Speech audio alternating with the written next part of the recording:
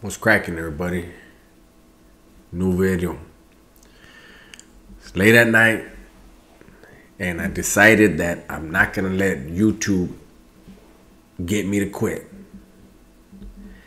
Let me start this video out by saying, if you see this video but you did not get a notification, do me a favor, unsubscribe from my channel, refresh your YouTube app, then resubscribe to my channel, hit the notification bell, and then hit all. That said, what's cracking, everybody? New video. So this video, I kind of want to try to set the mood, let you guys know the mental state of preparing for war. This video has to do with the Pelican Bay riot of 2000, February 23rd, 2000. It's an infamous video. You can Google it. You can find it on YouTube. And what most people don't know is what you are shown on that video is not the whole riot. If you look to the left of the screen, you're going to see a fence. And in a portion of the video, you're going to see people hitting that fence. There were 15 people shot that day. 7 of them happened to be off camera to the left. One of them, I'm not going to say where he's from, but his name was Weddle. Weddle was shot 3 times. Just so you know, Weddle dropped on the first shot. The gunner shot him, dropped him, shot a few other people, all Mexicans, went back, shot Weddle, who was still on the ground, shot a couple more Mexicans, and then shot Weddle the 3rd time, still on the ground. Prison is not a place to have a good time. Prison is not a place to make positive memories. But I just want to tell you this. I remember being there. I remember being on the yard, and it was actually months in preparation. The incident that triggered what would become that riot, the individual that triggered it lived directly downstairs from me until that incident, and then he was moved to C-section in my same building. Okay. But the disrespect occurred months before the riot actually took place. During the time the whites and the blacks were at war. They went to war right after the disrespect, actually, like right after that. And prior to that war happening between the whites and the blacks, there were people trying to resolve the issue peacefully, get an understanding, have the blacks deal with that one individual. And it was promised that it would happen. And then promised again. And then promised again.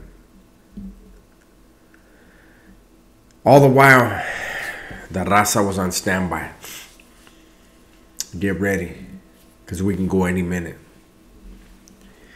And then when the incident occurred between the whites and the blacks over another JCAT, because the incident that occurred between the raza and the blacks was over a JCAT.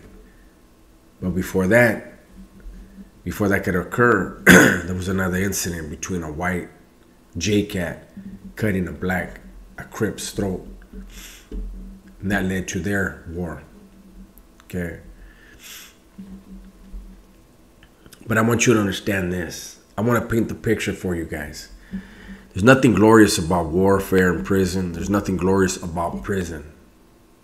But I want to bring you the reality of prison. In preparing for that, what happens is you have camaradas. You have your yard dogs that you're close with. And so you know when the shit jumps down, shit jumps off, I'm going to be side by side with this vato. I'm going to be side by side with this crew. And so there would be pockets, right? And I know with me, it was 4 of us. And we sat down and we said, when it jumps, who do we want to hit?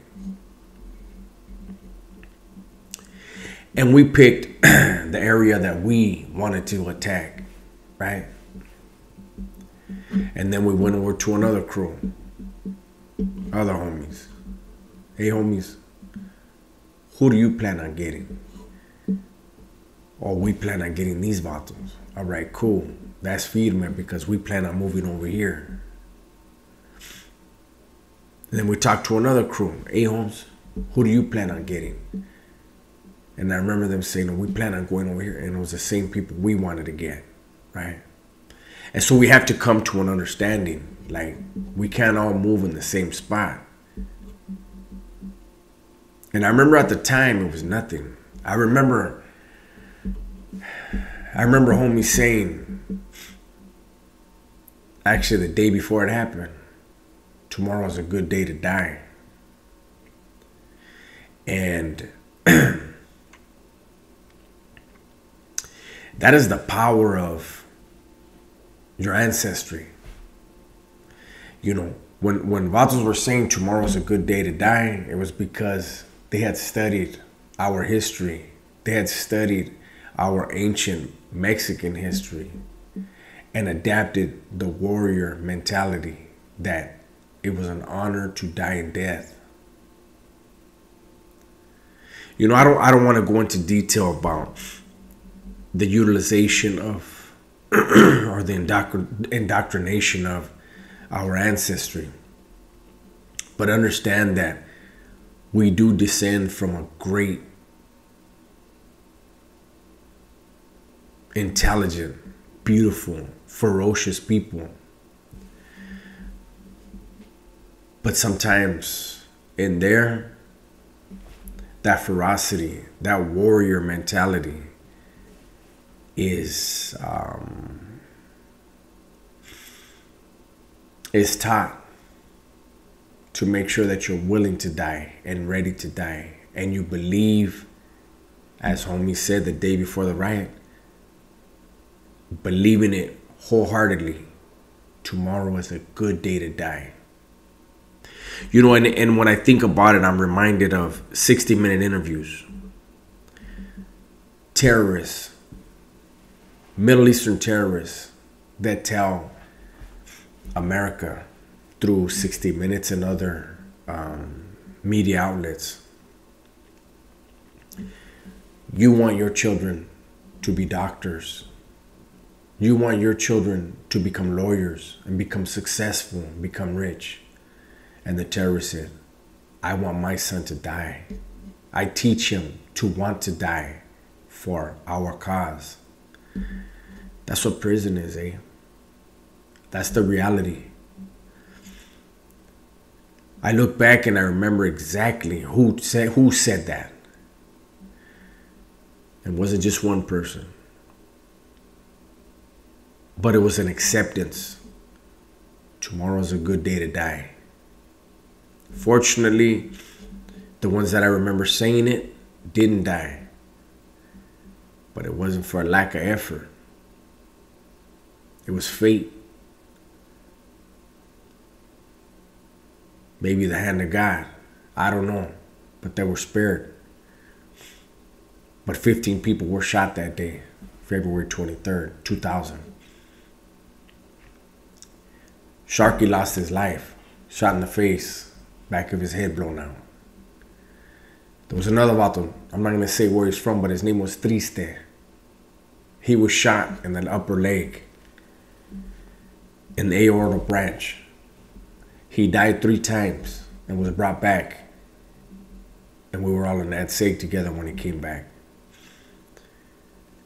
There was a young black man who was shot through the chest. Surprisingly, he survived, but he too died. We were told 4 or 5 times on the operating table.